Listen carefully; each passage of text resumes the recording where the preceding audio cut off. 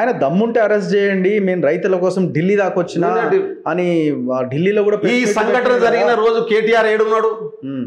హైదరాబాద్ లగచర్లలో జరిగినటువంటి రోజు ఏడున్నాడు? జరుగుతున్నటువంటి తర్వాత గంట సేపట్లో నువ్వు ఢిల్లీలో ప్రెస్ మీట్లో మాట్లాడినావు కదా, ఎందుకు ఈ సంఘటనను మాట్లాడలేను ఆ రోజు?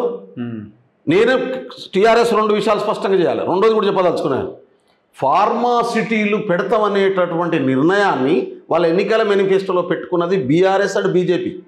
కాంగ్రెస్ మేనిఫెస్టోలో ఫార్మాసిటీలు లేవు, గుర్తుపెట్టుకో. నేను మళ్ళీ చెప్పదలుచుకున్నా, కేటీఆర్ ఆడ ఇండస్ట్రియల్ డెవలప్మెంట్కు వ్యతిరేకం అనేది స్పష్టమవుతుంది, నంబర్ 1. రెండోది, అక్కడ ఈ భూసేకరణను ఇండస్ట్రియల్ నుండి పెట్టాలనేటటువంటి దాన్ని అడ్డం పెట్టుకొని రేవంత్ రెడ్డిని టార్గెట్ చేసి కొట్టాలనేటటువంటిది రాజకీయమైనటువంటి నీచమైనటువంటి ఎత్తుగడేది.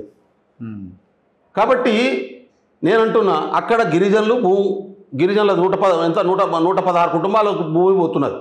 గిరిజనులది 230 ఎకరాల దాకా, ఆల్మోస్ట్ ఆల్. ఒక దగ్గర 9 ఎకరాలు, ఒక దగ్గర 3 ఎకరాలు, ఇంకో దగ్గరనేమో 217 ఎకరాలు.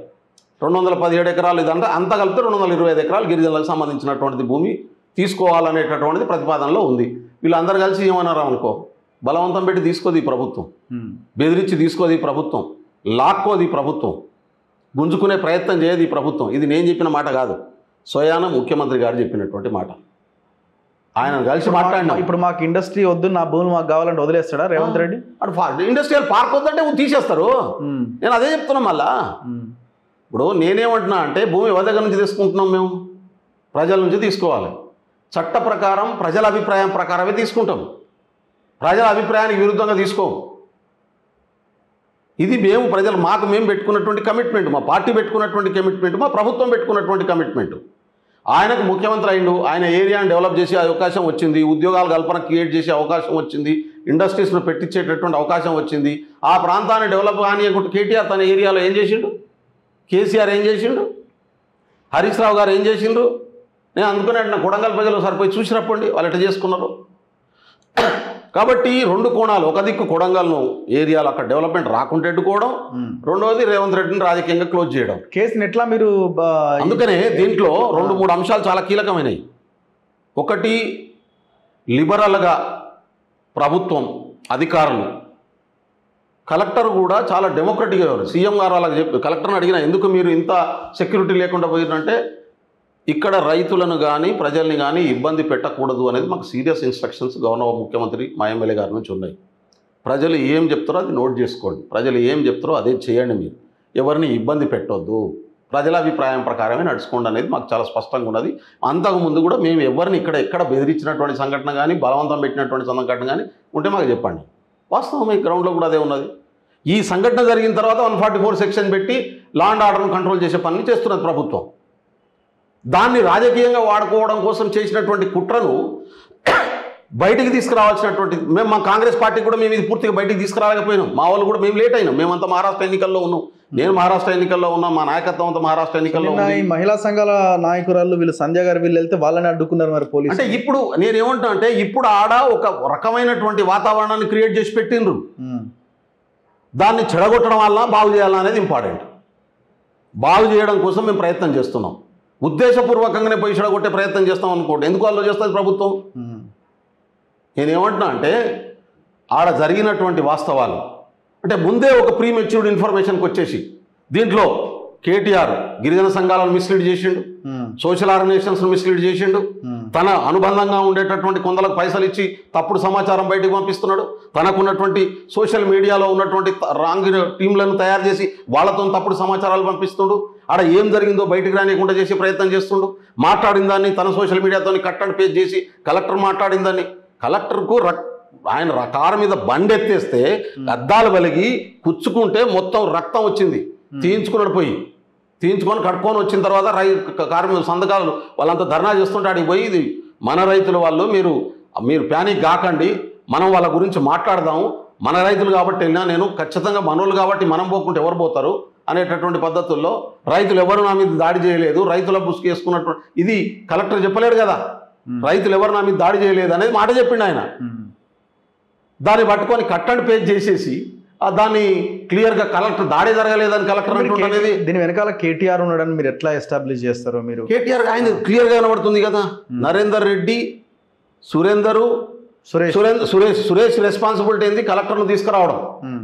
సురేష్కి ఇచ్చినటువంటి బాధ్యత క్లియర్గా కనబడుతుంది. కలెక్టర్ను ఆడికి తీసుకురావడం అనేది సురేష్కి ఇచ్చిన టాస్క్. మొదటి వరుసలో దాడి చేసేటటువంటి ఒక టీంను తయారు చేసుకున్నారు వాళ్ళు. రెండో వరుసలో దాడి చేయండి అని ప్రొవోకేట్ చేసుకునే టీంను తయారు చేసుకున్నారు.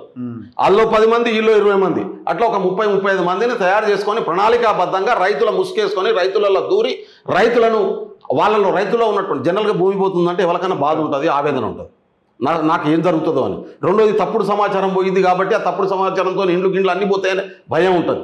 ఈ భయం నుంచి దాంతో వాడు ఆందోళనకు గురవుతాడు. ఎవడన్నా నీకోసం నేను మాట్లాడుతా అంటే నిజంగానే వస్తుండు నాకు సాయంగా అనుకుంటాడు.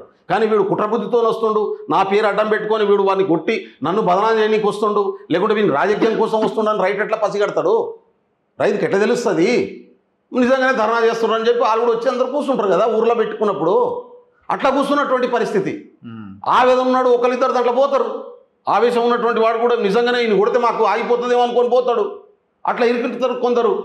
అందుకని నిన్న కూడా చెప్పినాం, మల్రవి గారు, నేను, కోదండరెడ్డి గారు, ఎవరైనా తెలవక దీంట్లో పాల్గొన్నటువంటి వాళ్ళు, వాళ్ళ మీద కేసు అయినటువంటి వాళ్ళు ఉంటే చెప్పండి.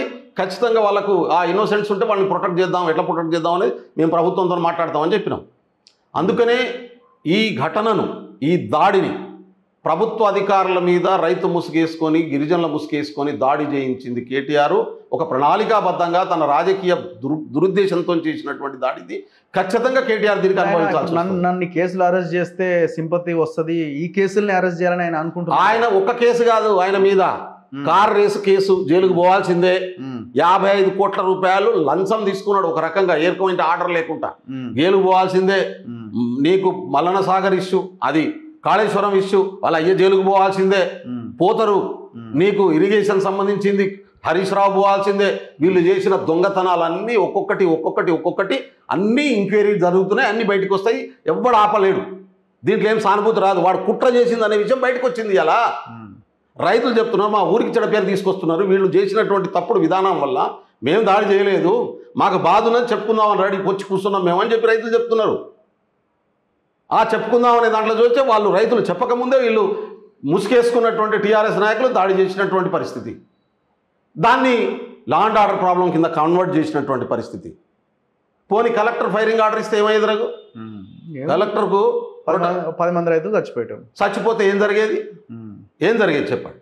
అంటే దేశవ్యాప్తంగా ఇది ఏ సందర్భంలో?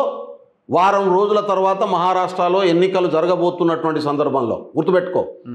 అంటే మహారాష్ట్రలో ఎన్నికల్లో కాంగ్రెస్ పార్టీ ఖతం కావాలి, బీజేపీకి లాభం జరగాలి. వాళ్ళు వేసినటువంటి స్కెచ్ గమనించండి మీరు దయచేసి. కేసీఆర్ ఏడున్నారు ఆ రోజు? ఢిల్లీలో ఉన్నాడు, గుర్తుపెట్టుకోండి. ఇది జరిగిన తర్వాత గంటసేపటికి ప్రెస్ మీట్ పెట్టిండు, కానీ ఖండించలేదు, దీని మీద మాట్లాడలే. ఈ సంఘటన మీద కేటీఆర్ మాట్లాడలే. ఈడ ప్లాన్ చేసిండు, పోయి ఢిల్లీలో కూర్చున్నాడు, నరేందర్ రెడ్డి సమన్వయం చేసిండు, ఎవరికి ఇచ్చినటువంటి స్కెచ్ వాళ్ళు చేసిండ్రు.